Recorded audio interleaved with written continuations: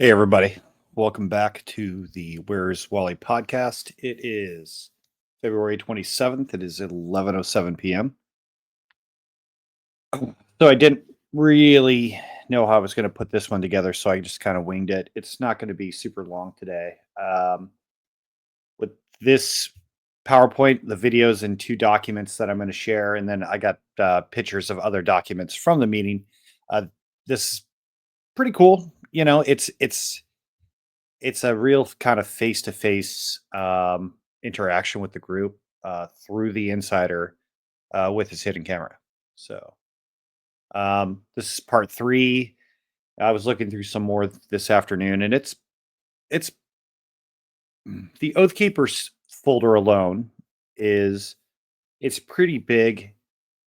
I'll probably get two more videos out of it.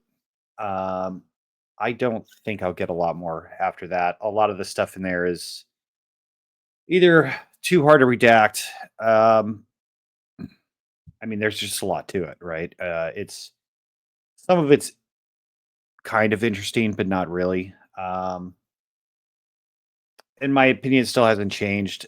These documents are more serious. These like leadership meetings are kind of on a different level than the signals chat, the intel chat, the leadership chats. It's it's a little bit more formatted. It's a little bit more like in line with a meeting. So this is the Oath Keepers Insider Threat Exploit. This are the Oath Keepers America's line in the sand, or are they enemy of the state? This is their Oath Keepers Board of Director meetings. This meeting happened in 2023. So this is part three of the series. One thing, real quick, uh, with some of these documents, found out where their training actually was from that first video where we showed the airsoft stuff. Uh, the trading place is actually pretty interesting once you look into it. They'd actually have military radios. You can see this antenna right here, kind of on the screen. That's a real antenna. Essentially, it's a military grade antenna. Um, some of the guys are better equipped than others. I still think a huge majority of the gear that they're using is airsoft. But this guy, at least that you can see just part of his head in this picture. All the real pictures will be in the Discord. If you want to join my Discord, uh, shoot me an email and I will send you the link for it. Send you the invite. Like this guy's wearing Peltors, so you got a variety of people. Like you got these guys wearing literally muck boots. Some guys are wearing Solomons, right? If special operations and special forces, MARSOC, SEALs, uh, everybody in the tier two and tier one categories of special operations have that type of gear. Peltors, Marines have it too. So do the Army, just regular Army too. It's basically a headset that your comms go through. Actually, I have one of the switches right here. Right? Do I? Nope. I'll show that on a different video. But you have everybody in a unit has a radio, and those radios. Then you have cable management. You have microphones. The headset, obviously. My pair has the microphone hooked directly into the ear, but you could switch that. Um, so various levels of degrees, but I think some of these guys have some legitimate gear by the looks of it.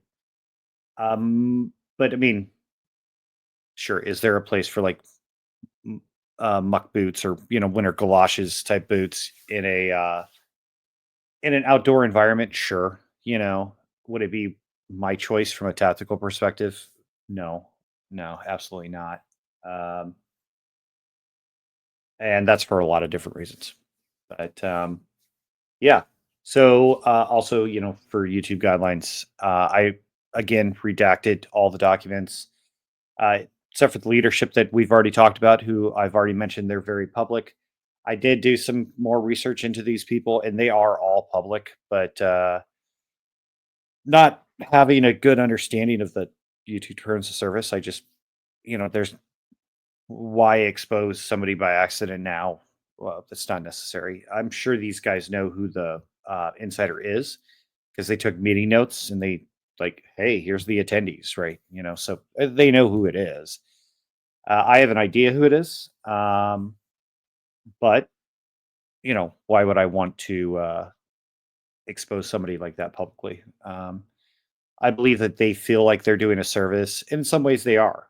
Sure. I mean, this guy's not a fan of these people and their activities, and that's 100% obvious. Why would you do any of this if you really like them?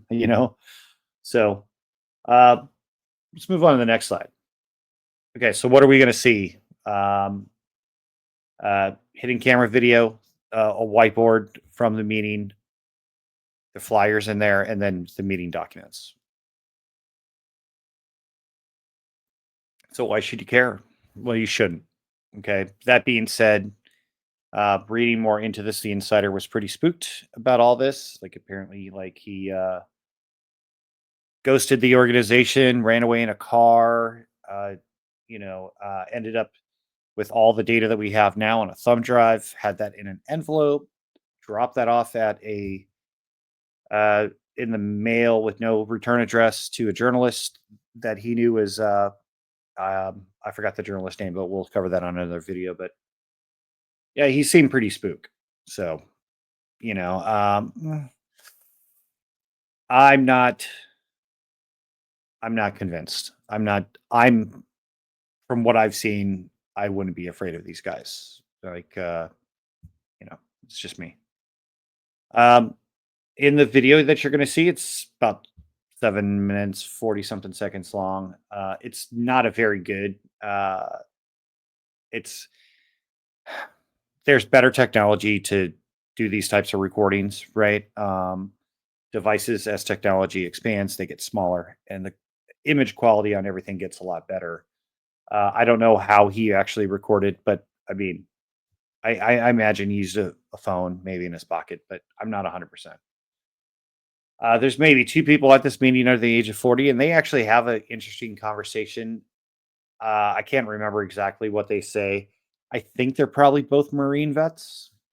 If they're not Marines, they're certainly Army. Um, and like, it's a weird conversation, but we'll talk about that as we get in there. So, tons of white hair in this thing. Okay. So here's the thing: like a lot of the Oath Keepers who were down at the January 6th thing, like they're wearing full face masks, they're wearing helmets, they're wearing all this gear. Um, these aren't young guys, which makes me think like had they opted for basically the least expensive and lightest gear that they could get because those guys would have been smoked if they were wearing um like if they were wearing real body armor like level 4 with side plates, like somebody in their early 60s. Yeah, sure. Are there guys in their early 60s who can walk around like that? Yeah, sure. Absolutely. Do I think these are those guys? I don't know. I mean, probably not. These guys are going to gas out so fast, right? It's not a, I'm not making fun of them for their age, but there's a certain, once you get up in certain ages, there's certain things that you can't effectively do like guys in their late teens and early 20s, right? I mean, that's just a fact, right? I wouldn't want to walk around all day in body armor now. That, you know. Uh and it reminds me of like and I'm a Marine Corps League member, that's MCL and VFW. I'm also a VFW member.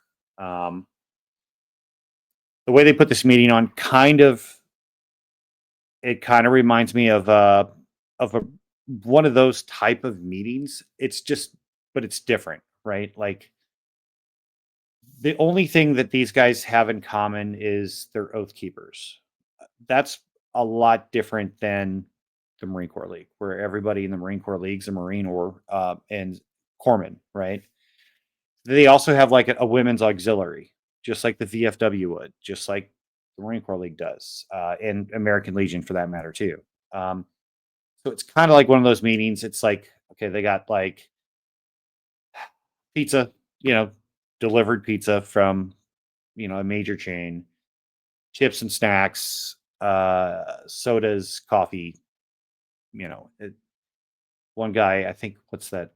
There's a liquor that they had there, I guess. I think I saw the bottle in just one little couple seconds, but the guy just talks about it like 3 times. And I'm like, it's like so fucking annoying. Man, it's like, dude, it's like it's not a great drink in the first place. It's like, but this guy's just like the way he talks about it's oddly assessed, but you'll see here in a second. So all right, so let me switch. Hide that. Present. Um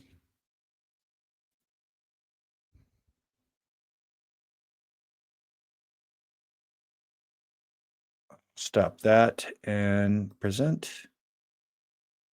Share screen. Chrome tab. Boom. Share. All right.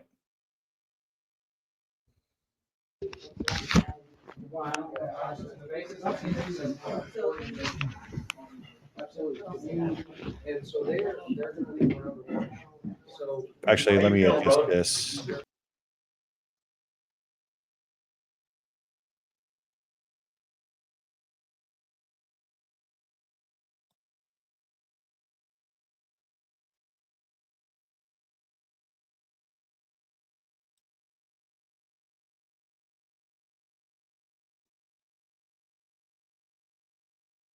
Okay, here we go.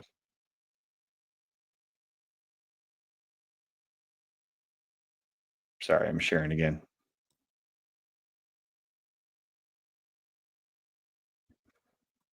Still, it's like my first day, right? So this is going to be small on the screen. How you feeling, brother? Apologize for that. I will put this in the Discord as well, or I'll put this as its own video on my channel. There's one of the younger How you guys. feeling, brother? Tired. Tired? Yeah. Okay. Well, I'm worried about you. Yeah, we'll do that. I'm worried about you. Oh, what, you mean over this? You guys were. He's way more coherent Yeah, on man, you this got your one back cut than up. last year. You well? You got your back cut up. Yeah, we're worried about you. Yeah. Yes, they're two trained. Yeah. Right now, not much is going on. Eating pizza, talking shop. No, and that's it. And that also,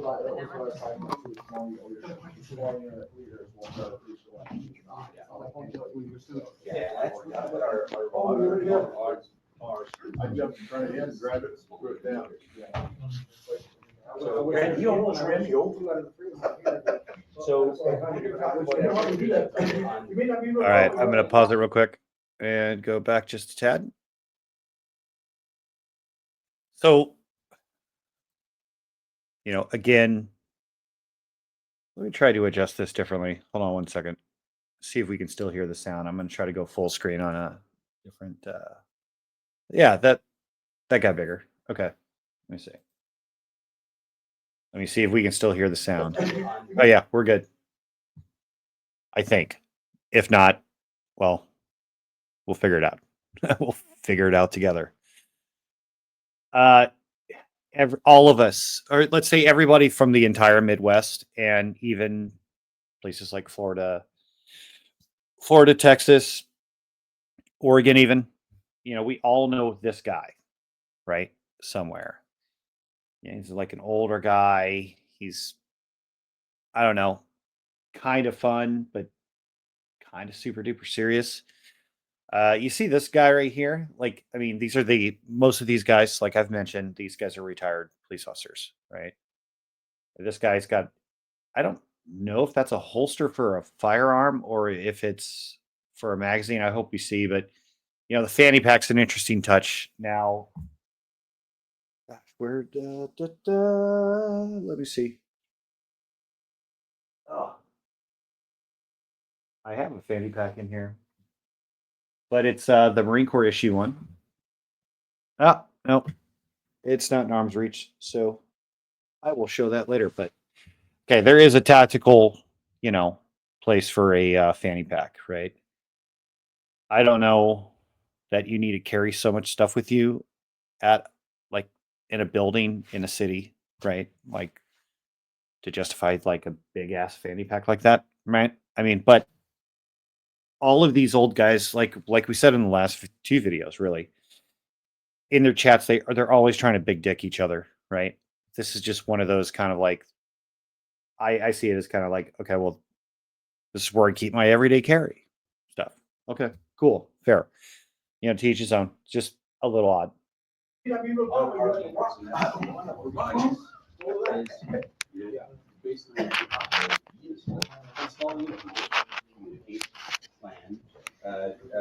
Ensuring accountability, Now they're talking about the meeting just a little bit. It's nothing wild, nothing really. Focus right here on these guys. There's no Uh, oh, you've been getting right here. No, you guys gonna get shit done. And so that is, you guys are coming from the basic sarcasm, right? And I read Mike's. I don't know if you guys notice it, but this guy, the one thing he's adjusting, I think he's got a inside the waistband holster, and like he's adjusting it because he's not like grabbing at it. I don't know for sure, but that's my suspicion, which is fine. I mean, I think I'd love to. I'd love to see way more people get concealed carry permits and really learn how to defend themselves. After action, I read your after action. And so it's like, that's important because each group has its autonomy, but that's the jail that brings us all together. So, don't know if you could hear that, but he's basically saying each group has its autonomy, but that's the gel that brings us together. So they've mentioned that before in their documents and their chats. And so, and that's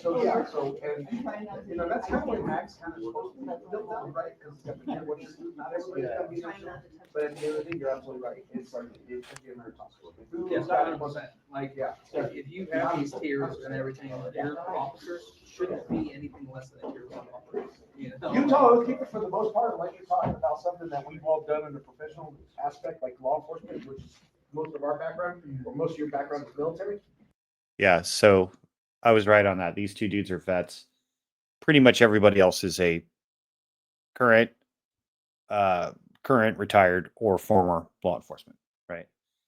And it gets kind of interesting. They start talking about tactics a little bit. Now, here's one thing I don't know. I don't know if this is pre-meeting or post-meeting. I'm not really sure. Maybe we'll hear about it. I didn't listen to it that closely the first two times I went through it. So That we're clean slate. That's why I said, that Thursday when you guys showed up, I went to Mike and I went to Sam. I said, hey man, I've never been a fire team leader. It's like, I'm gonna lean on you guys. Yeah. yeah, there it is. So I've never been a fire team leader, right? The injection of, let's say, I don't know how old this guy is right here. Like, I don't know. He could be 20s, later 20s. This guy with the hat with the longer hair, I'm guessing he's 20s. I'm guessing they're fresh out because some of the terms they use were barely familiar to me. Like they were starting to really change their tactics. Some of the tactics and the terminology for different things when I was getting out, and then I had to relearn the Army's terms. But it's familiar to me from somewhere. But those guys are vets. So here's where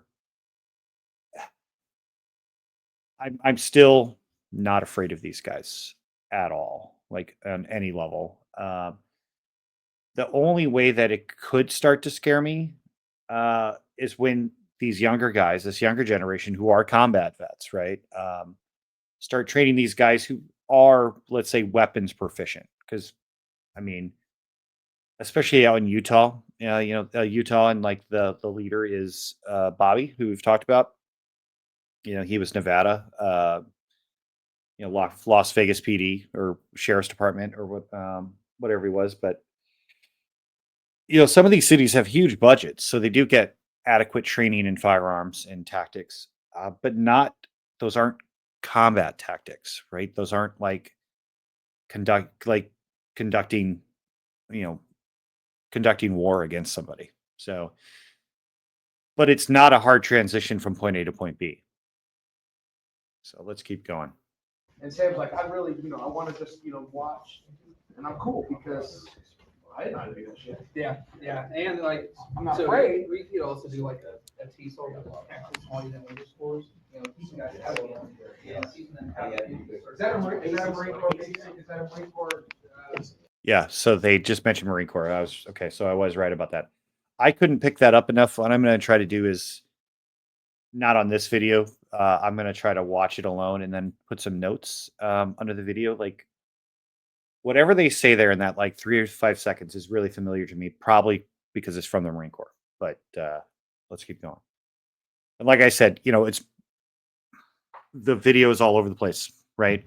You can't blame a guy who's not trained to do this, like for the video being real weird. I'm not hating on it. I'm just, it's, he would have been fine probably sitting down. What I think he's trying to do is just get everybody there on camera. No, so that's more of a tactic. Or is it a tailor? Yeah, you see what I mean? Like little snacks, stack trays, pizza. They're obviously at a hall somewhere.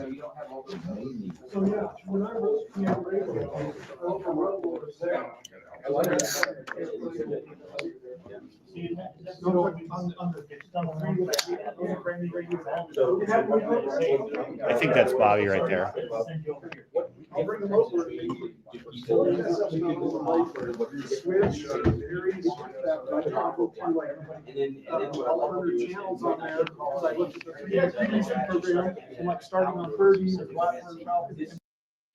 the most part, these guys seem pretty blue collar to me.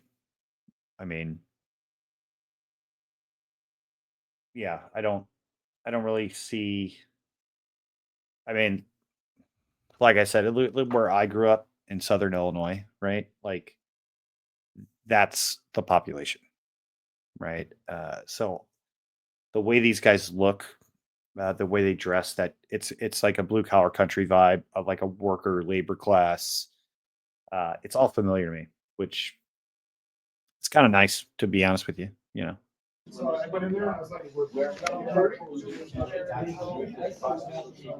Right. Yeah, we'll get back to that guy in a minute.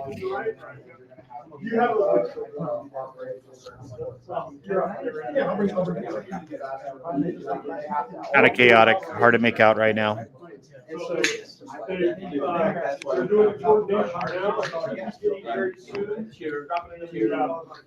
Yeah, that's a country boy right there.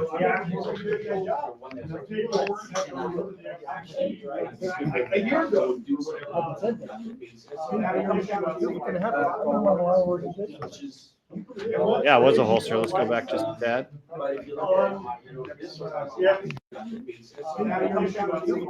And we'll pause it here and just boom. There we go. It's a small revolver. Or is that a no, it's not even a revolver. Sorry, no. I don't know what that is. I can't really tell from the picture. I guess it could be an M&P. I'm not really sure. I kind of thought it was a revolver at first glance, but it's not a revolver. So okay. In a, let's say like a troop-based combat environment, right, where you're on doing patrols and you're going house to house and you're doing combat operations or patrolling, or any military operation where you're uniformed, right? I mean, obviously there's applications for special operations where you absolutely would not open carry anything, right? You have little tiny short barrel carbine, right? Dressed like the locals have that tucked in a shaw. I think it's pretty almost irresponsible in some ways to open carry like that in any state. It makes you a target, right? So, it really does make you a target. Like, I'm going to shoot that guy. and I'm going to take his gun. That gives me another gun, right? Like, um, I think about these things. I have many times in the past. I'm not a fan of open carry in public. I think it's better to be discreet in general. I would imagine most of these guys being former law enforcement that they have like lifetime concealed carry. I don't know if that's a thing in Utah. I imagine it would be, but my understanding is most like an officer retires, they get the retiree badge, right? They get the retiree badge, and I'm pretty sure they can conceal carry, probably with the exception of maybe New York, and maybe parts of California. But I haven't looked that up. I'm not 100% sure. It's just an understanding. So that's kind of my opinion on that. That's not also, it's not really scary. It's not really intimidating to anybody who's kind of been around the block. I know right now he's in this weird position. He's trying to go back to the left. But chaotic right now. But this costs us money. We get people come down. What am I supposed to do? Go spend your money? It's like these guys are competing. Yeah, right. Well, at the end of this year, KCSR is takes gonna care have of all quite a those few programs to offer. Here, let's pause it real quick. And then Boom. We got morale patches to hand out. Somebody got those made. I bet I could get my hands on one. so we can work it together. Like it's so cost. And then I found out, so my dad told the guy to. We're gonna be licensed for analog. Oh, you're going to this house, right? Oh, that guy's also yeah, he's got something big on him. Channel 1 will be mixed mode. We do digital and analog mix. Channel 2 will be digital. After the video, I'll show something. And I need to suddenly go, we gotta go ComSec secure. Mac it, call Mac up and say, go to channel 2. He goes up to the repeater, he pushes the button, and it goes to 2, and it kills all the analog. Yeah, So that's that's all bad. Take the shit that works with you. Which sucks in some ways because I read those bridges in my battle pack and stuff, those are all analog. Even though they're code, they're still analog. So it sucks in that respect. What are you talking about? I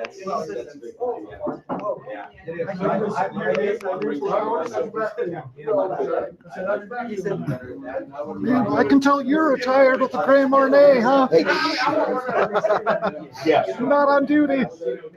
You know, and for all those years of having me just Oh, told shit. you, thank you very much. Let's go back just a little I bit. can tell you're retired with the Grey Marnier, huh? Yes. Not on duty. I didn't notice this before, but this guy's got a prosthetic. There we go. Not uncommon. A lot of the, not just motorcycle cops, but motorcycle riders. One of my friends who lives just down the way, he lost his leg in a motorcycle accident. But I don't know that, but just throwing it out there. So I didn't notice that before. He's also armed. I can't tell what that is. Let me just tutorial you, thank you very much. Look good. It's time for a French coffee and a beard. Have some fun. You earned it, man. No one can tell you not to do it at this point. Like, yeah. It's great. Just like you. Yeah. You can suggest strongly, but no, you can't tell me what to do. Right. I'll probably ignore the suggestions. Yeah. But yeah. Unless it involves Grey Marnier. And then, I'm going to go. Yeah, I don't know. I guess that's an odd interaction to me. Maybe not to some people. You can just tell by the way these guys kind of stand. Like these guys are a little different, right? I mean these guys know what they're doing. Like, this guy's. I don't know. I bet they're both packing. concealed. I don't know. They just got that vibe to them, that they Like these two dudes come across to me, even though we can't really hear the conversation, just their demeanor, maybe like they seem like serious dudes. They seem like they're both Marines, but they know their shit. That's how it comes across. Most Marines do, though. I would argue. I'm watching him, he's got like the little, it's like, he just hands me some cards. I didn't know that. I mean, I watched the hands that look right. But unless I'm doing it. But we're upgrading things on this, and then he doesn't want to sell the You don't see this guy that much. He seems younger too, though.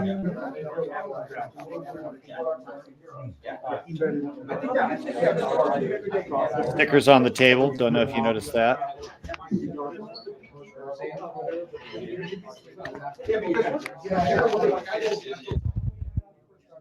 What if that's on his hat?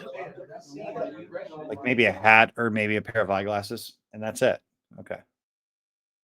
So let me stop sharing that. Let's go back to the PowerPoint where I have and I goddamn hope the audio came through on that. So I'm gonna find out. Okay. So that video's done. I think there's a few other, I just haven't got to them yet. We'll see. You know, like I mentioned before, this isn't a huge data dump, but still when you're going through it for something like this, it does take some time. So as a reminder, all of these documents and things, like I've cropped them and I've taken out the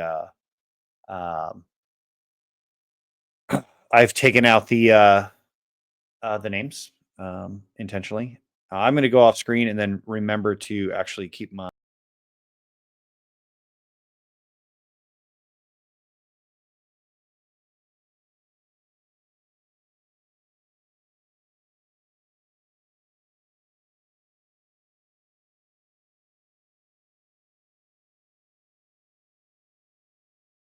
that stuff down at the bottom anyway. So soft skills, right?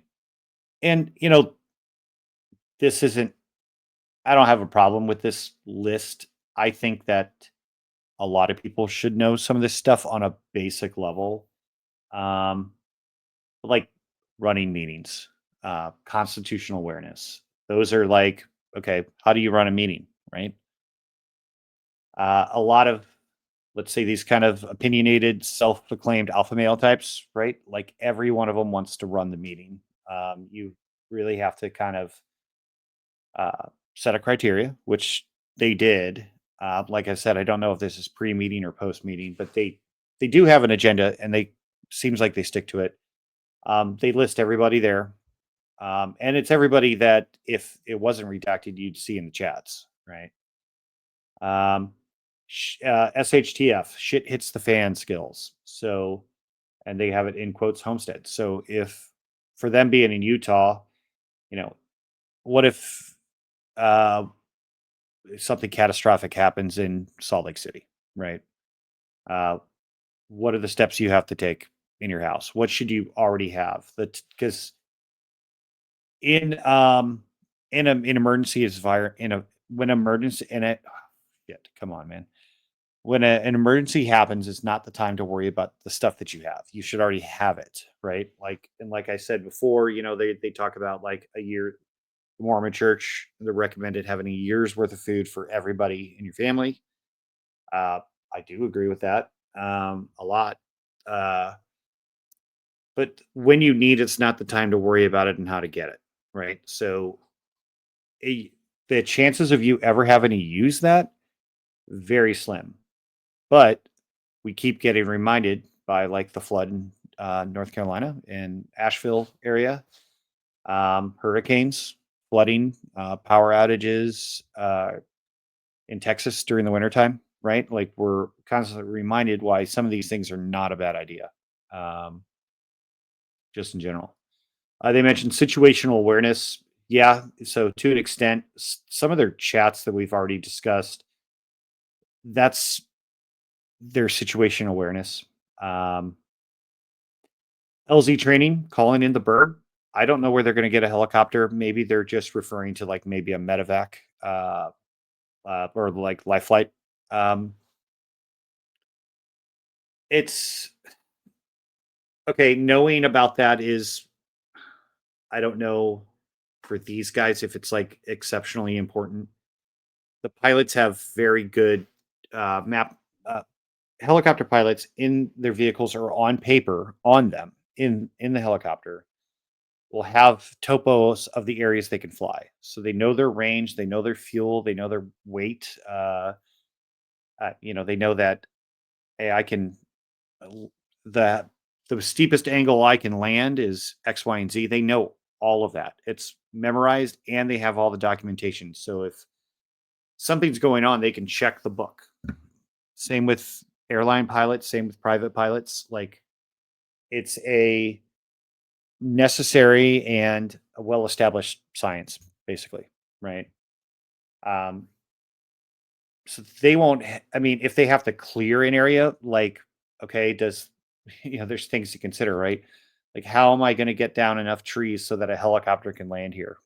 I mean, can you do that quickly? What type of trees? How high do you have to have the stumps? I mean, there's all sorts of things to think about, right? So that's a little weird to see in there, and if shit already hit the fan, is somebody going to come and help you in a rural area with a helicopter? I mean, I would plan for that not being a thing. Public outreach, um, they do talk about that a little bit, right? You'll see in one of the documents they're considering changing their name, or at least they were, and this is 2023. So, and then right by my head, EMP, which is magnetic pulse. If one of those goes off, basically a nuclear weapon can creates an EMP, right? Worst case scenario is a threat country uh,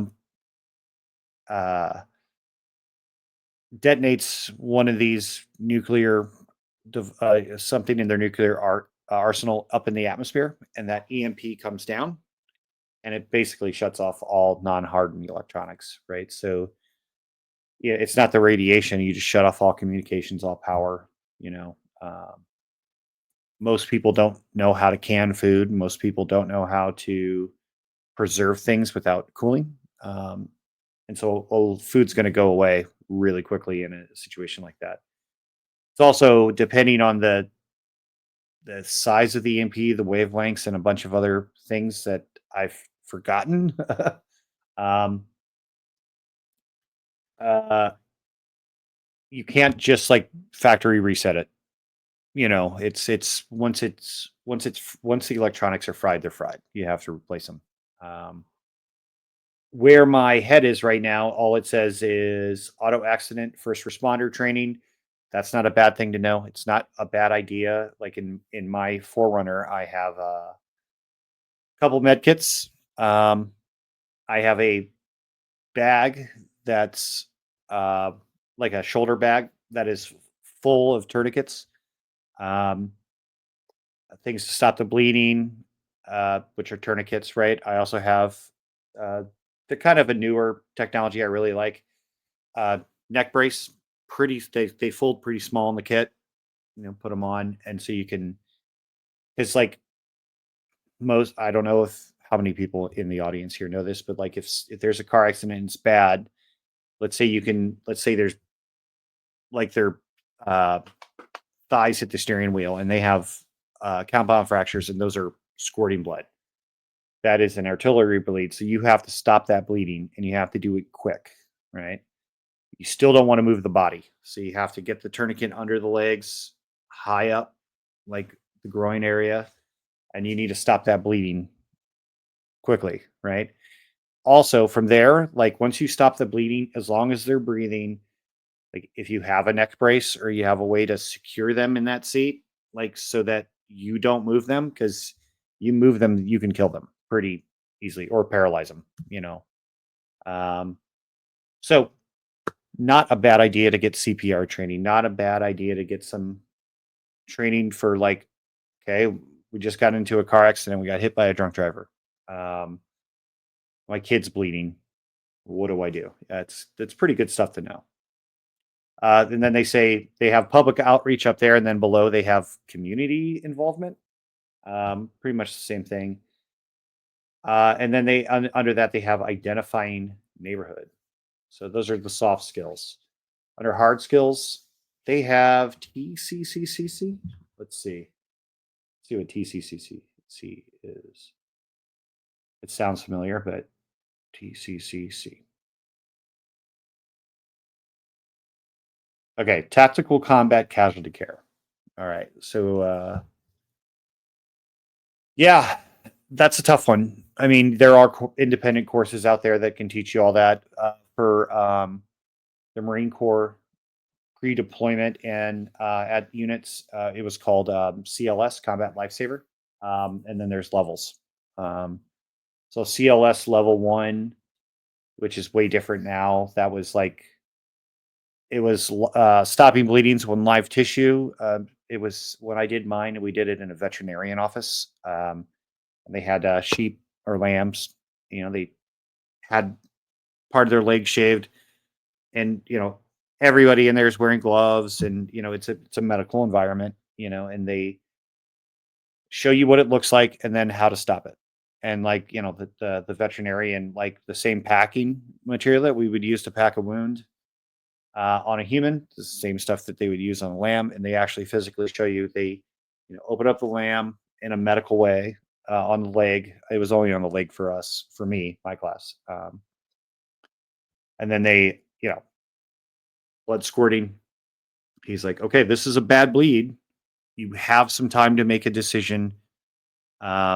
And here's the decision you should make, and so then they go and they pack it. So that's what that is, casualty care. So most of that is gunshot wounds, or concussion blast, or like a limb's physically off, right, from stepping on a IED, per se.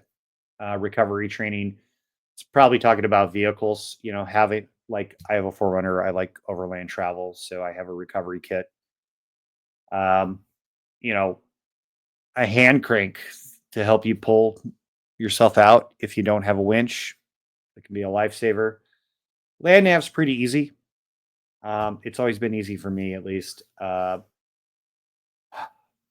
If Think about it this way: if you have an EMP and your phone doesn't work and you still need to get around, if you don't already have paper maps and you don't know how to read them, like, so a simple compass, understanding magnetic and true north, and knowing how to use it, right? Um, if you're not, it's hard for some people to learn, but I mean, having paper maps can be a big thing. Trapping's not super hard either, but you have to have the traps and you have to have the know-how. How do these animals that you would be trapping? They're mostly small animals. How do they travel? What do they like to eat? That's a pretty hard skill to learn. But once you learn it, trapping's not hard. Hand to hand, they're talking about combat. So, yeah, I mean, if you're not really a fighter, become a runner, right? Like, if you're not in a, you want to know a little bit about what to do, but in an environment where your life is on the line, shoot the guy, right? There's no real easy way to say that, but that's what I'm thinking. So, hand and arm signals all over Google. If you're going to train in hand and arm signals as a group or as a family, make sure everybody's training on the same stuff, right? And keep it simple, right? Like in the Marine Corps, that's the assemble symbol. There's ones for put on your gas mask, go dark. Um, I used to know a lot of them. They do serve a purpose in a combat environment, though, most certainly. Then they have drone operations ISR, intelligence, surveillance, reconnaissance is ISR. Yeah, drones are a game changer, right? Top and I, or Master Sergeant Retired, and I did a video on that. You can get a little. I know, obviously DJI is a Chinese company, and on some level, if you're using the app in conjunction with the drone, some of that information is going to make it back to China, Chinese servers.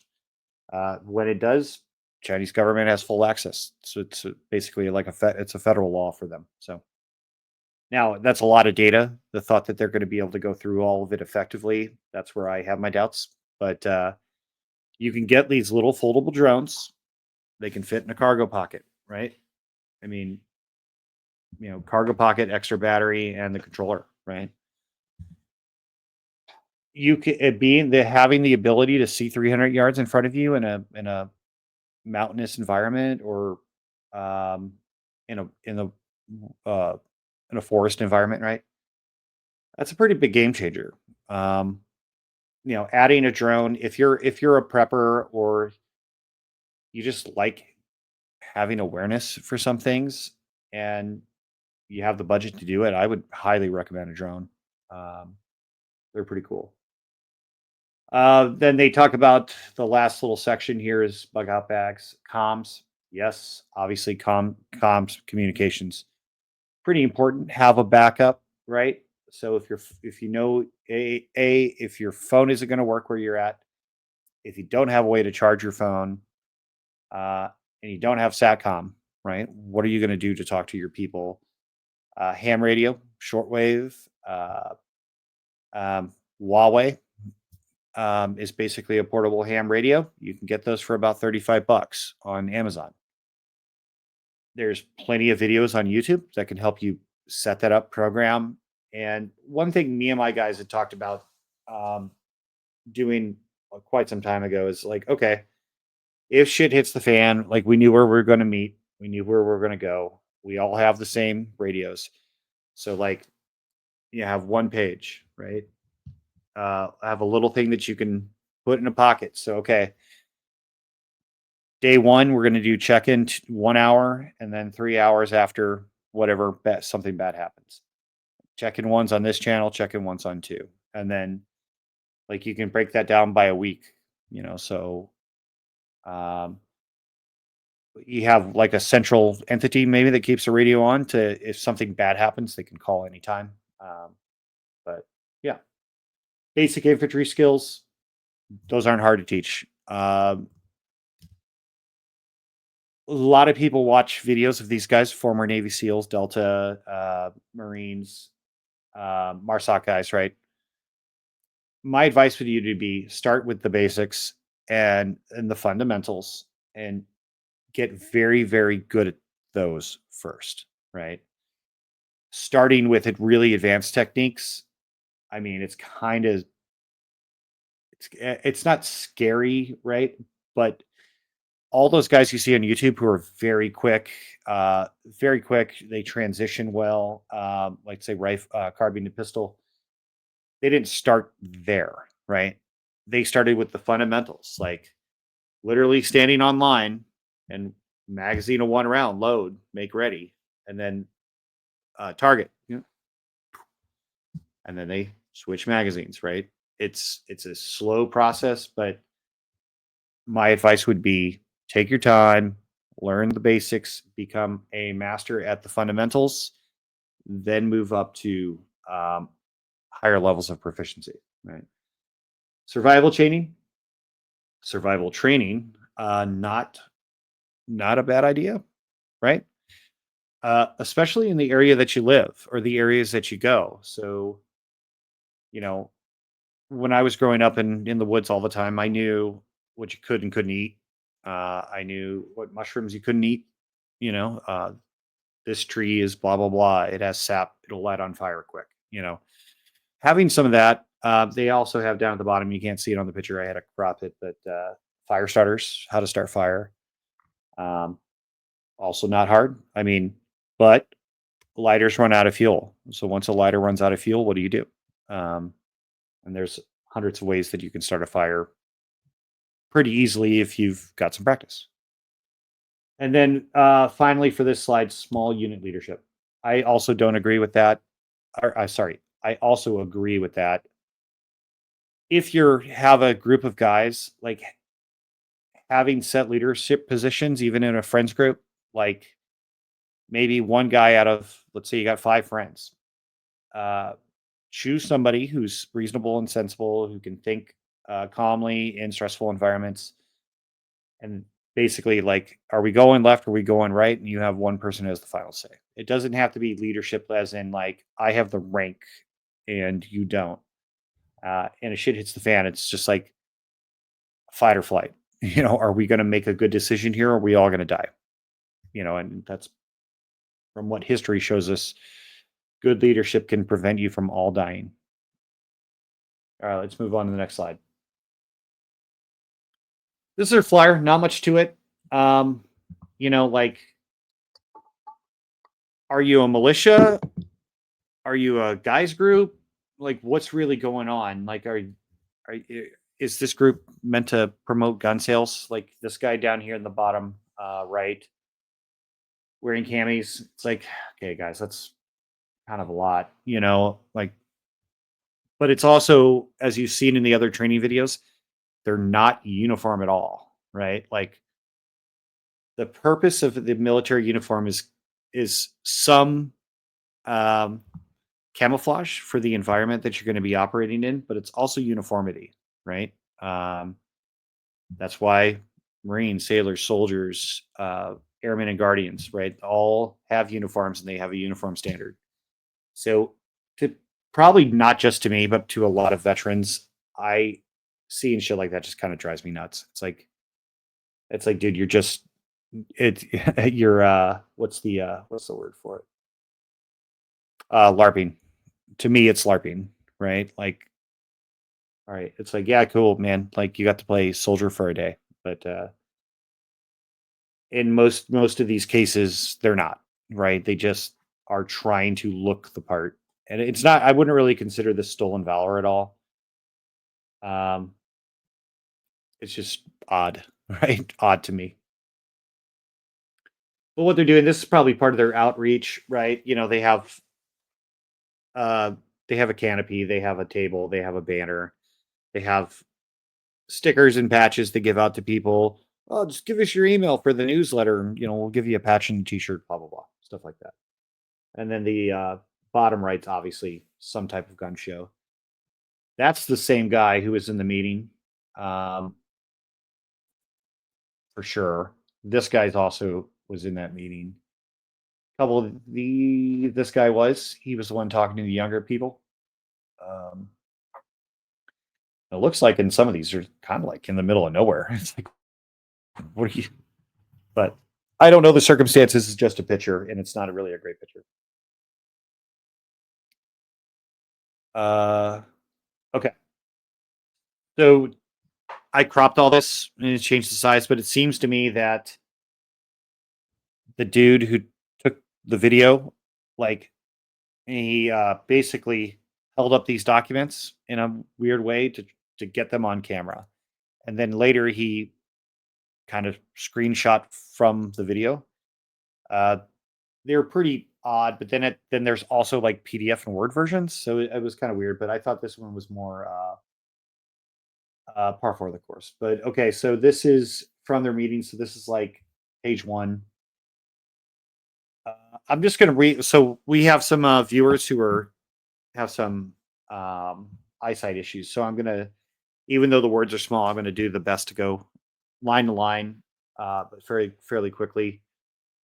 And this is one reason this reminds me of like a VFW or a Marine Corps League meeting or American Legion, right? And they're kind of like, hey, we have our yearly member meeting or what have you, right? They have things planned out, right?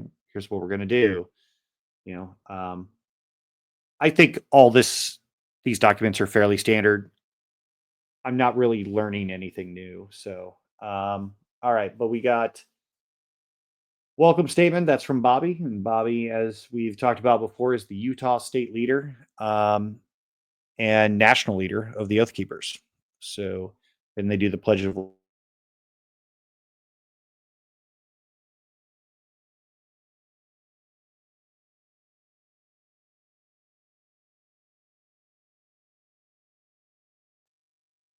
Oh, I'm back. Okay, that was weird. It went away on my screen.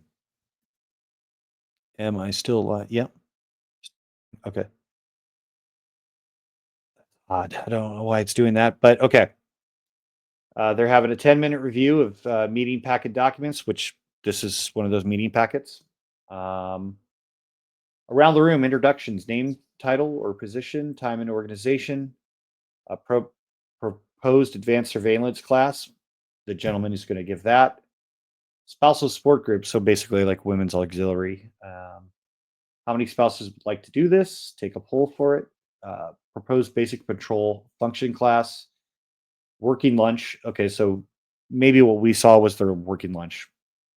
That's probably my guess now. Unknown exact time, Bobby Kinch. And then strategic planning session. Review the 2023 strategic plan previously completed, which we'll go over. We have that document. Discuss the 2023 training plan needs, as well as roles and responsibilities. Review the current leadership roles, state expectations, and develop key goals and initiatives. Number 5 is discuss and create a 2023 training and event plan. Number 5 is discuss the governance process to review the commitment status each month. Meeting review, closing comments, Bobby. Then we have another document. What did we do well in 2022? CERT, I forgot what that stands for. We'll look that up. I'll put it in the comments. CPT, it's probably not the CPT I'm thinking of, but stop the bleed, develop cross commitments, and develop cooperative relationships with sheriffs, community leaders, and political representatives. They talk about some of that in the chats. We focused on rebuilding our Oath Keepers organization. Became more goal oriented. Comms has improved. Had memorial for Andy Self, which was also great team building experience. So apparently somebody passed away. Law enforcement engagement, community relations, political action influence, family more goal oriented, which they said twice. So in a corporate world, you wouldn't want to make those mistakes more than once, right? Like due diligence. So what do they want to do for the year 2023? They want to do public outreach, family impact, inclusion as resources, recruit more, community out. Another again, community community outreach to get organization younger, which for them they're going to need it. Land nav training, stop the bleeding training, teacher disciplines, comms, first aid, firearms, etc. Need regional firearm training. Need a successful armed march. That's interesting. So I guess they're going to participate in a parade, but where are we? Okay, develop medical resource videos. Basic med, basic comms, basic shooting, standardizing of training. Market our organization better. Improve the process and scalability. Redacted. Use the example of LDS, which is Latter-day Saints Church, and suggested that we develop training sessions, communication processes, member requirements, etc., based on the individual principle or need that the specific duty, expectation, training need, and not worry about the size of the group to do this with. He said the LDS Church has their organizational operations in place that work with a group of 5 people to millions of people. And that's, by my understanding, that's pretty true. Ways to capitalize on member talents and skills, training manual, outreach, have activities that focus on come meet with the Oath Keepers. Invite law enforcement chiefs / sheriffs to observe our training sessions. Continuity of operations. Provide fee training to the public. These events to include a presentation on who we are. Need to control our narrative. That's not a bad idea for them. Accountability in our roles. Inclusion, getting the right people involved, and leveraging getting things done through others. I think all those, I'm not surprised by any of those, to be honest with you, right? Really at all. Then this document. So who are we? Volunteers. We are a group of people who stand alone together. It's one of those double negatives or something. I forgot what they're called, but neighborhood special forces. Yeah, that's I don't know. I don't know how I feel about that one. That's a weird way to say like we're trying to be a resource for the community. CPT, which again, can't remember what CPT means. Advocates, political action, force for good. We are patriots. We fulfill our oaths.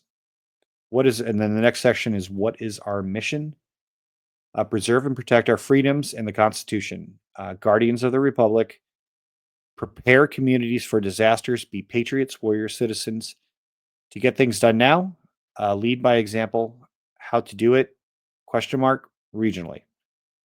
And then the next section is organization. So I've seen this on police cars at DEF CON, the hacking conference out in Vegas, but the acronym's ICARE. It's integrity, courage, accountability, respect for others, and excellence. And so Bobby, being a former Las Vegas Metro Police Department sheriff or officer, I forgot I forgot the nomenclature exactly, but he wants to incorporate that into the Oath Keepers. Measurable things we can do. Liberty Camp March website.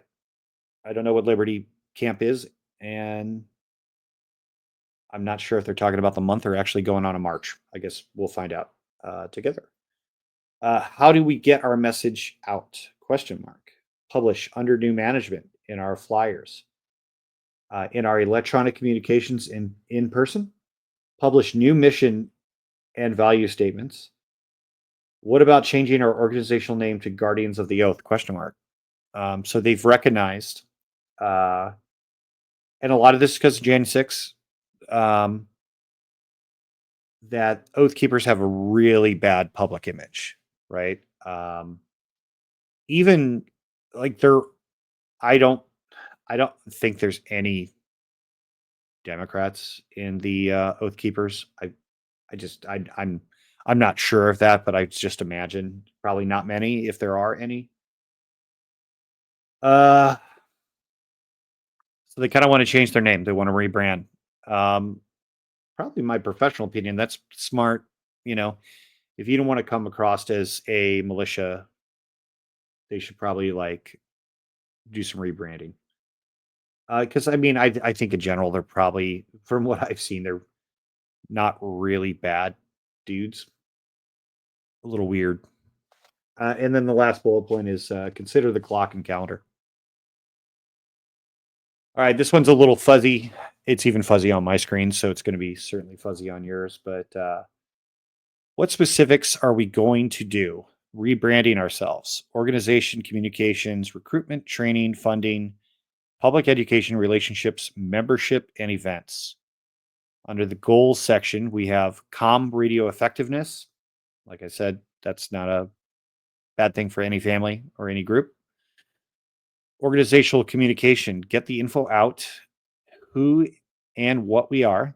Town hall meetings. 2, global meetings. Monthly leadership meetings to cover details, organized, structured, with an agenda and short. And then Bobby gave a summary, asked for additional input, then adjourned this meeting at 4 p.m. All right. And so this one's from one of the documents, and then there's 2 pages of this, and then I'm going to move on to the documents on the other screen. But this is the kind of a more professional version of what we just read. But I'm going to summarize this, and then I'm just going to summarize this. But it has all the members present. And this might be, I'm not sure about the dates. I probably should have checked that, but this might be a different leadership meeting than the original. But obviously the members present at the top, we have Bobby. He's the only one who's not redacted. Okay, well, funny, I just said something about this. So I will read this bullet. Uniform and clothing wearing, and then he's got consistency. Items carried from October 13th, 2022, tabled to the March 18th, 2023 meeting. So I bet we're seeing this meeting's the February 16 meeting. I bet the folder that I have from this guy is both of those meetings, the February and the March. I'm pretty sure the video we watched was from that March 18th meeting.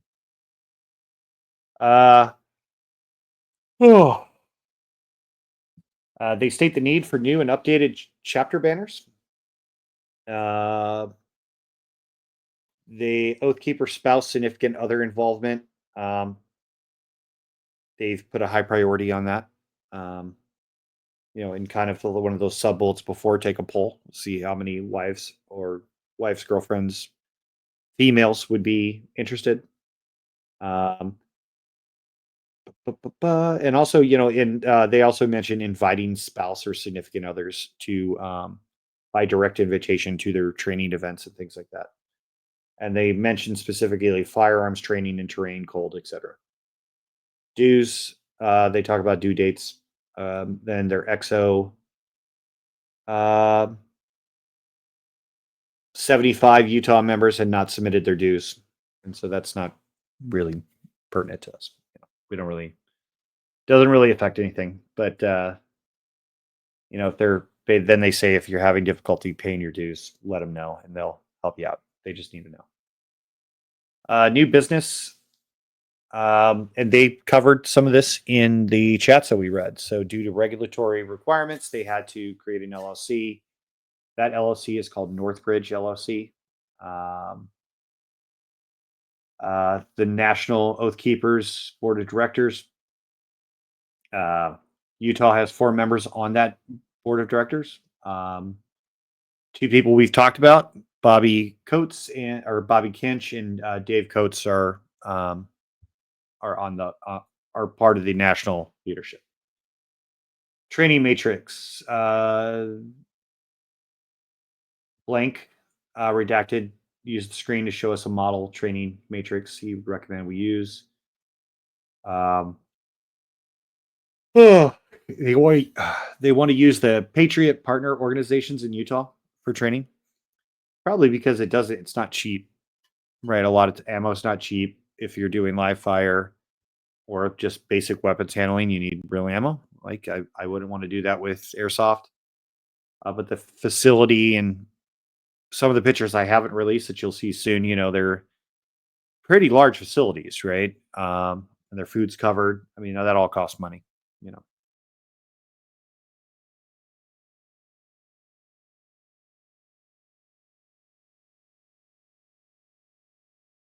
Oh, there we go. Okay, that's obviously a thing that we've seen. Let me do this. I don't know. It's weird. I'll know in a minute whether the camera shuts off or why, but it's shutting off on my end. I hope it's not shutting off on the viewer end, but we'll see. And recruitment, comms, we've already talked about that. They also here suggest this NXDN ham radio club. Ham radio is good to know the basics of. Let's see. Next leadership meeting, March 18th, 2023, blah, blah, blah. And then closing prayer by the chaplain and adjourned at 20-25 hours by Bobby. Okay, move to Word doc. All right, so let me stop sharing here.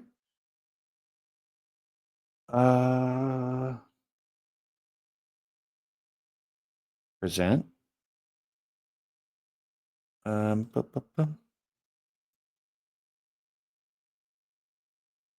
And here it is. Okay. All right. So this is redacted just like the other ones. And this is from the March 18th meeting. This meeting was in Cedar City, Utah, started at 9 a.m. Again, same group of guys. Bobby Kinch is the leader. So they talk about all the members present. The only one in this one that we've seen or that's unredacted is Bobby. Invocation was done by redacted, 10-minute review. This is basically the same thing as before. So I'm not going to read this line for line. Let's go through it and check out some key points, right? Yeah.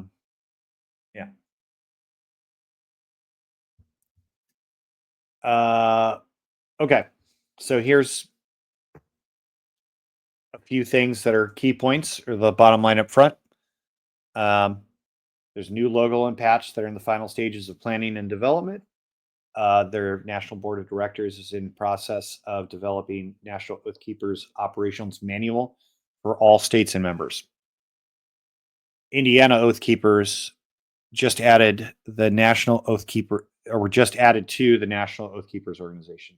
So they do their around the room introductions. In this, they proposed an advanced surveillance class, which is kind of interesting, kind of hard to teach, right? Like, at least from the way I'm thinking what that means, right? Like, there's a lot to it. CPT, maybe it does. Maybe CPT stands for, like, cyber protection team. That's what I think of CPT. The way they're using it is kind of interesting. I'm not really sure. I'm sure we'll get some clarity in some of these documents and probably the emails. So, let's see.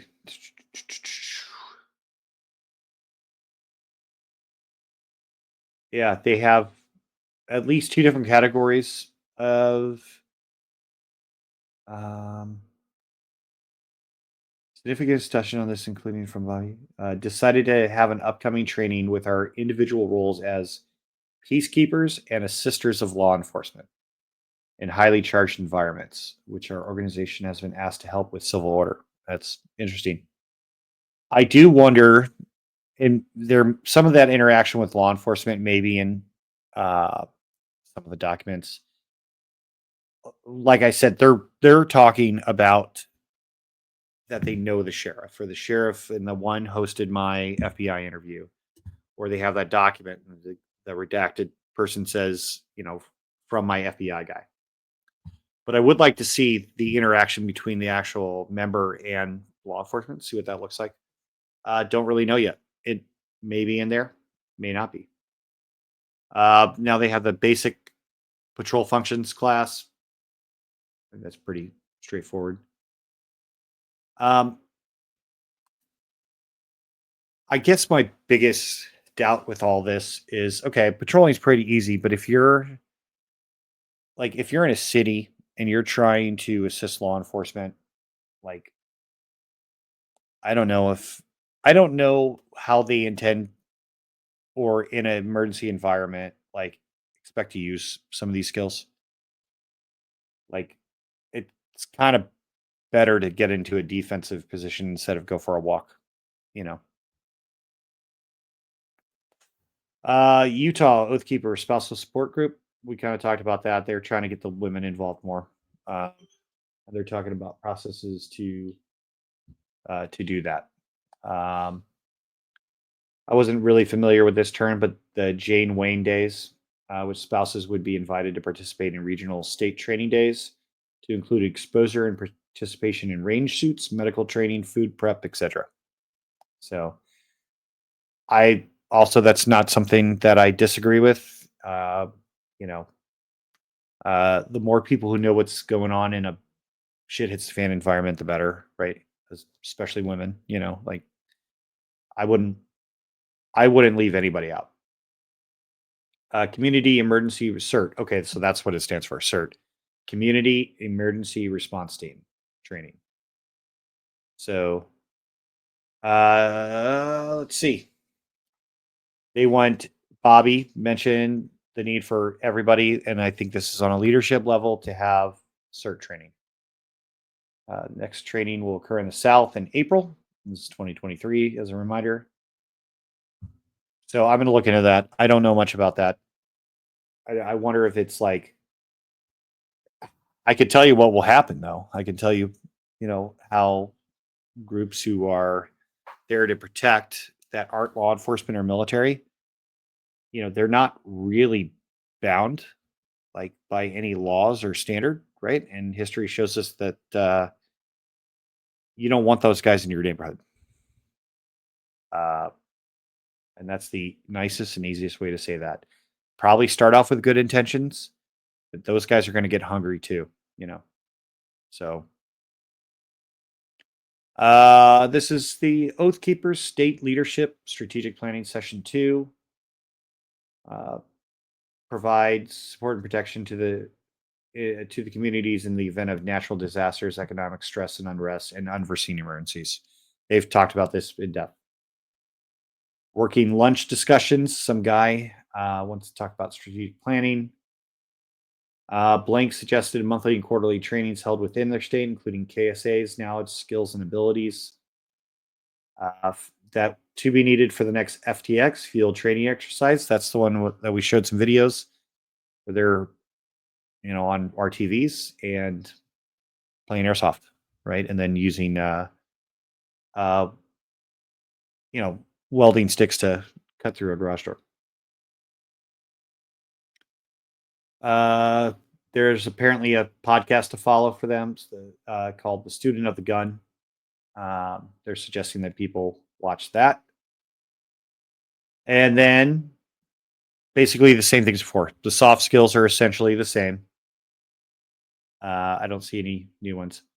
It is so weird. Like, I know. I'm going to talk to the other guys about that one. I don't know. I don't know how I feel about that. It's odd though. Hard skills. Yeah, those are the same. Working with drones was on a different category in the other one, but that's fine. It's still a hard skill.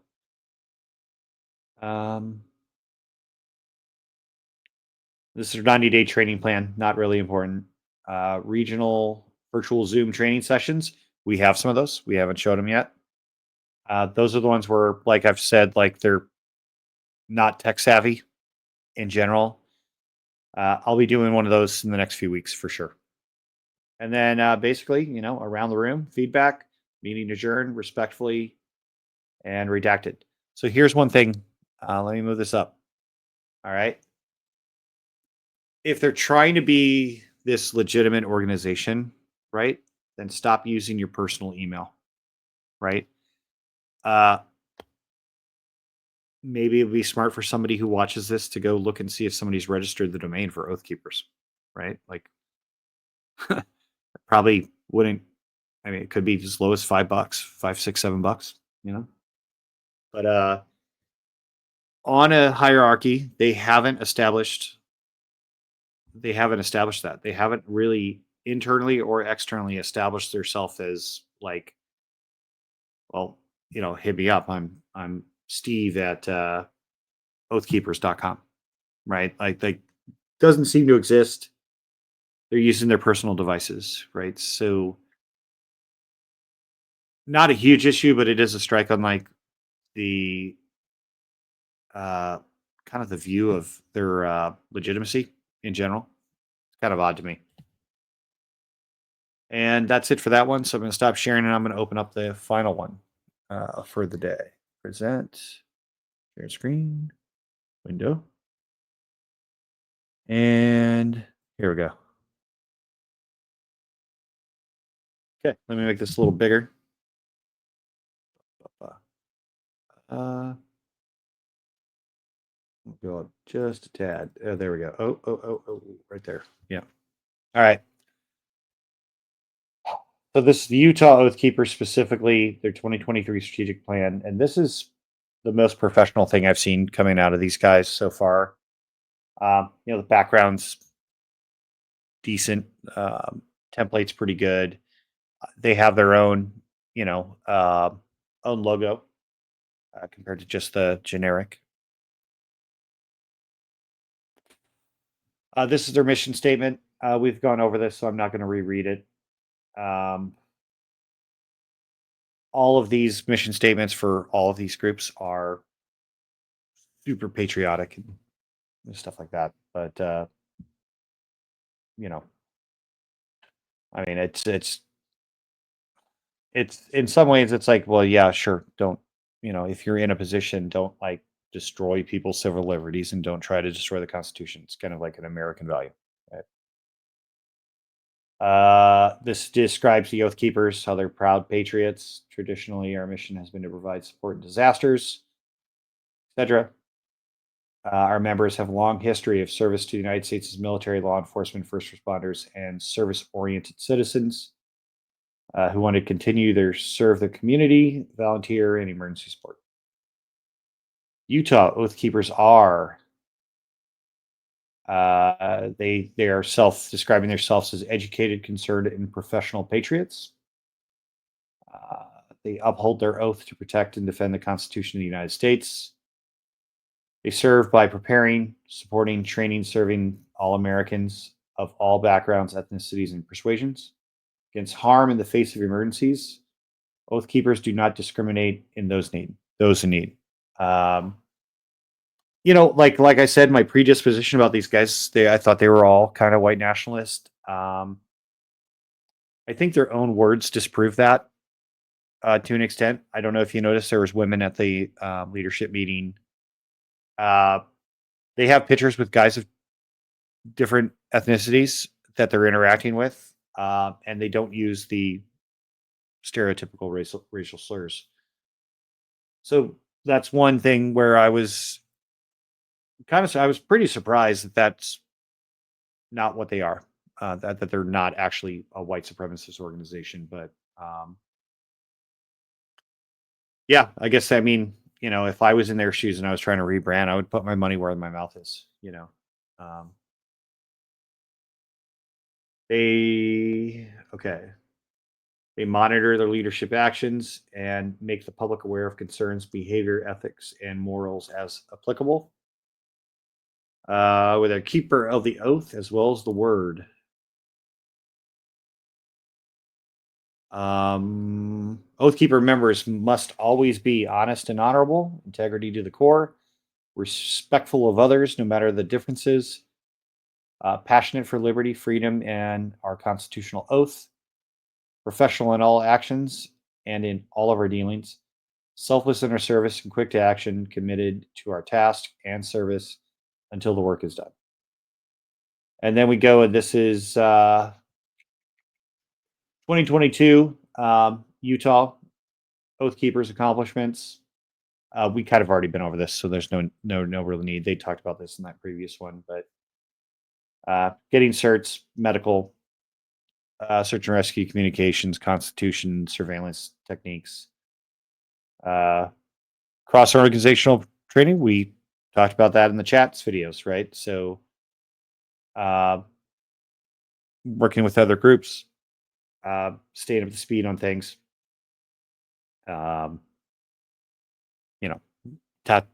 More of the tactical stuff. This now they're talking about organizational growth. How they grew from a few loosely organized people to a full functioning organization. I mean, I would say even now, right? They have a long ways to go before they're a fully functioning organization. Like email is a great example of that, right? Yeah, they got a long way to go. Let's see. They're claiming they transitioned to a professional organization with cleared standards of conduct. They've exited people who don't meet that standard and implemented strict vetting processes. I mean, maybe I'd like to see that criteria, but I haven't yet. So if that's in any of the documents, that's something we'll talk about on another video. They're talking about the new directions that they are going, how they've grown their relationship with law enforcement, political action, establishing communications, respect, and support. All of these, they're very, how do you say it, lawyer-esque, But that's all right. I mean, I'm not surprised. They want to include and engage family into their organization, so it's not just a boys' club. Sounds like. They want to expand their law enforcement relationships and mutual support, expand their political relationships, state, local, and county. They need to improve their internal communications and meetings, create scalable processes to enable growth. They want to continue to reach out and harness talent. This includes a focused recruiting program, training, same stuff we already talked about, being prepared, medical, free things for the public. Also, they mentioned national level, so they're going to use like Zoom or what have you. Find better uses for member talents for training, operations, and recruiting. Improve accountability, improve finance available. Yeah, well, ammo's not cheap, you know. And this is more secure and effective communications. There are better ways than Signal, right? Like Signal's pretty good to an extent, but there are some issues, right? Yeah. I thought this was interesting. This is the first time I've seen this in any other stuff for their community outreach, Boy Scouts, right? The Boy Scouts have their oath, and it is a hierarchical organization that works together in individual groups. I think it's a pretty good organization, even though obviously most people are aware they've had some troubles. But if you were going to start influencing people when they're young, I would say Boy Scouts are a great place to start, right? Especially for like Boy Scouts are young, they don't know any better at a young age, or Cub Scouts even, right? But I could see a young me looking up to the Oath Keepers, so yeah, that seems kind of smart to me. Younger and experienced persons, we already talked about that. They would need to make the group a younger organization than an older one. And everything here we've talked about, like more family involvement, more regional based training, public relations operations with law enforcement, improve public relations and marketing, develop a plan for continuity of operations specifically for Oath Keepers. They want to grow to over 300 members on the state level, national over 50,000. I didn't think they were that big. I'm gonna look that up. But 300 members in a state, I mean, and Utah's a giant ass state, right? Like, so I don't know. That's it seems small. Well, let's say it seems small for the type of state that Utah is, mostly voting conservative, the large Mormon presence, kind of with the Mormon population being, very willing to help people in need. Seems like it would just be more, but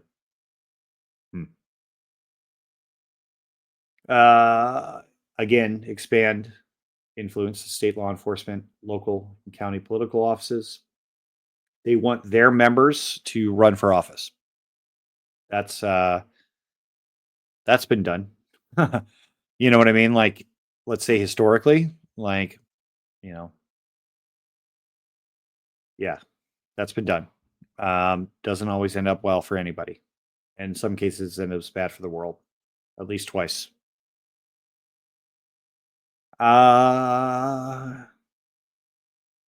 Organize and participate in at least 35 Second Amendment, freedom of speech, Constitution, and counter protest.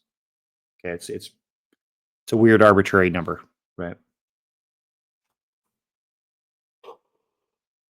USCCA, which is U.S. and Concealed Carry Association. It's a advocacy, and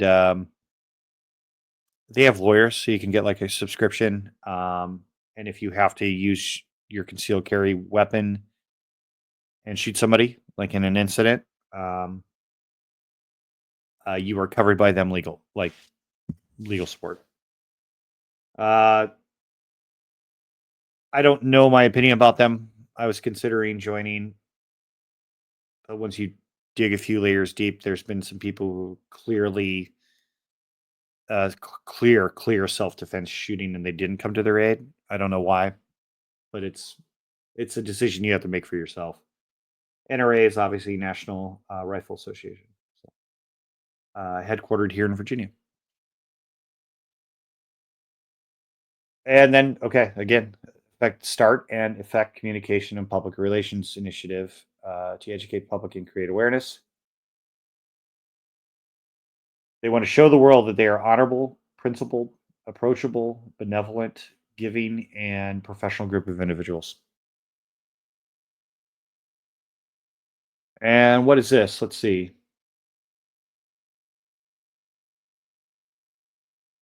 Is this Utah or is this? Okay. I guess this is their future plans for membership, probably for the state. So, yeah, well, here's three. I'm guessing because here's 300, right? And that's where they said they were at the time. I don't know what I'll have to do some research, see if they met their goal of 1,000, then 100,000 nationally. I imagine if you took all the 3% groups and combine that with militias, then maybe that's 100,000 nationally. I mean, I could be wrong. I mean, I'm literally just guessing, but I will take a look at that. That seems 100,000 Oath Keepers. Like, I don't know. That seems super high to me. And all the other text in here is just reiteration of what they've said, said before, what their future goals are. It's kind of just a visual representation of that. By 2032, they want to have 10,000 members in Utah, and they want to have 1 million plus on the national level. That's seems pretty steep. That's more than the entire Marine Corps. Like, I'll say even by 2027, 500,000. I forgot how many Marines there are, but it's not even close to 500. It's like 175,000 with active duty and reserve. That's a pretty big organization to manage. So, and that's like with dues, let's forgot what their dues are, but take that number times 500,000. That's a lot of income. And then this is another, and they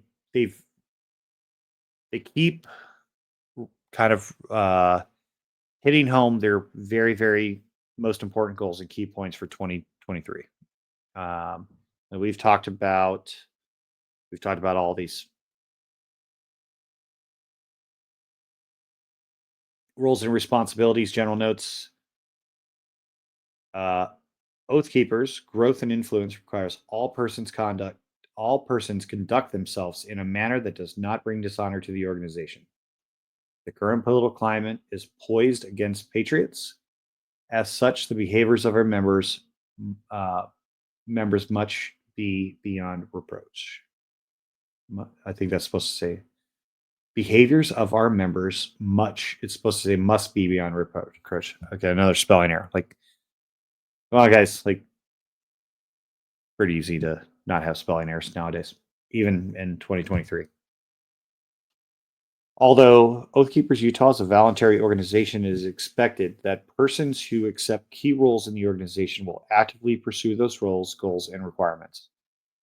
If a role becomes overwhelming or personal situations negatively impact a person's capability of achieving goals, the member should raise this issue for temporary support or reallocation of the role. And then roles and responsibilities, it's got state leader, and it's got, first name, really vanilla names out of all these. So I didn't even have to redact, but State leaders Bobby, and it goes through the rules. XO Steve, Secretary Steve, Finance is also Steve. I don't know if it's the same Steve or different Steve, but pretty fun there. Mac is in charge of strategic planning. Mac is also in charge of IT. Area leaders, don't worry about those guys. Training coordinators. And we'll go down here. State communications, Jeremy. State legal coordinators, Mark. Dave Coates, public relations. He used to be the leader. And then what is this? This is, again, god damn. They said all this like 15 times, you know? Like, okay, pal, we got it. But, you know, leadership training, tactical skills, communications, medical skills, personal preparation, constitutional knowledge, law enforcement, public liaison, communications, and other. Next steps, and they've already covered this as well, you know, update their organizational structure, you know, have a training plan and schedule, 2023 strategy, improve, communicate to its members, and create teams around public relations, recruiting, events, outreach, training, standardization, and processes and policies. So let's stop sharing this for a sec, and let's go back. I think that is it, but let's double check. Boom. All right, cool. Move to PDF, already did. All right. So yeah, that's it. There's going to be more. I'm going to try to speed up this process as much as I can. Like this one's right now I'm at 1 hour 37 minutes. A little shorter than the last two. I'm going to try to get that down to 30 minutes, maybe 45 per video. Instead of showing everything, I'm going to try to just like pick the topic, find the stuff, get it on the slides, redact, and go, right? Because there is a lot to cover, and there's actually more than I thought. Once you start unzipping this and really going through it, it's a bunch. Like I said before, all of this data, the slides, will be in my Discord. There's a channel. If there's not a channel right now, there will be by tomorrow. For the Oath Keepers and the paramilitary orgs is what the actual folder is named. So all of that will be in there. And you guys can take a look for yourselves, right? I'm not going to, there's a bunch of kind of weird people who don't like the group of people I talk to and associate myself with from the internet. That being said, like if you want to be on the Discord, shoot me an email and that'll be on the next slide. But what's next? Like I mentioned in the next video, well, that's supposed to say part 4 is being edited now, but I forgot. But this week I'm doing the Shanghai CCP party, as I mentioned. Huge body of data. None of it's in English. Or very, very few little things are in English. But CRWD, that's CrowdStrike. As I mentioned in the last video, CrowdStrike got popped. I'm going to show that big picture. I'm going to build it out live. I'll build it out on a video and show my process of taking, let's say, that raw data that was hacked from in a text document. How do I get it? I'm going to redact the part that you see, and then we're going to put it on the screen. And it's pretty cool. And the group Clop, which at least lately has been kind of exceptionally effective at hacking a variety of targets. And then I guess you could say Clop is when they say you've been breached for the most part. There's groups out there who've lied a lot, right? You gotta take everything they say with a grain of salt. Clop released a list of the places that they've breached. I don't know the duration of time on that. But they've given these organizations like a kill date basically, and like pay or die. Uh, I guess my professional opinion right off the bat would be never pay the ransom. Right? There's other ways. So, but yeah, we're going to be covering them because I mean, an incredibly large amount of data right now that's coming out of that group through a variety of means, and it's all new. I have a 200 terabyte database of data dumps, and I haven't seen any of the stuff that's been coming out let's say the past 10 days. So, uh, pretty serious stuff. Or and if people aren't taking it serious now, if it keeps going the way it is, people are going to. That's for damn sure. So, and as I mentioned, if not this week, next week, the Chronicles of Kimmy Part 2.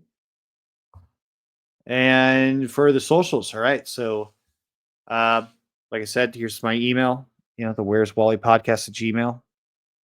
My channel's the Where's Wally podcast. That's how you find it. My X and Instagram are at Wally Prather.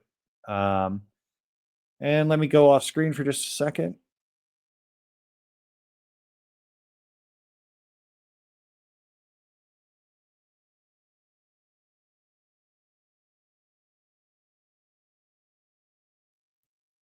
Any donation would be awesome.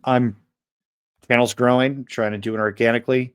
I'm not gonna like some of the people that some of the people in the fraud and all that community where they're clearly buying followers, right? I'm not doing that. I have no intention on doing that. I want to grow this organically and put out the best thing I can. I want to, these things actually interest me in the real world, right? So I'm other than professional talks, like hacker conferences and obviously my work in the IC and the military. I never considered that this could be a resource and an outlet for me to like. I have all this shit in my head, and now I'm showing you, and walking through it and talking through it. So I think it's pretty cool. I am looking forward to people liking and subscribing. I would really appreciate it if you guys comment, right? Like, if there's something you don't understand or you'd like me to make changes to make the visual aspect of these easier for you to read, I'm even more than happy to make an additional copy. I can change the text colors if anybody needs it. I'm more than happy to do stuff like that. I don't know if you don't say anything though, how am I ever going to know? So if there's something you guys are very interested in seeing in the news, that's another thing I'm going to start doing is I'm going to do some shorter videos on my opinion on things that are happening in the real world at the real time. I don't know everything about every geopolitical situation, but the ones I do have some insight on, especially the American intelligence apparatus, Five Eyes intelligence, the war in Ukraine, things like that. When major news stories come across, we're gonna talk about them. Like, is this something you can trust or not? And what's actually going on behind the circles. So, but at that, hey, thanks everybody for tuning in. I appreciate your time. Please like, subscribe, share, follow my friends. All of their information's in the description. And everybody have a really great evening and hit me up. Until next time.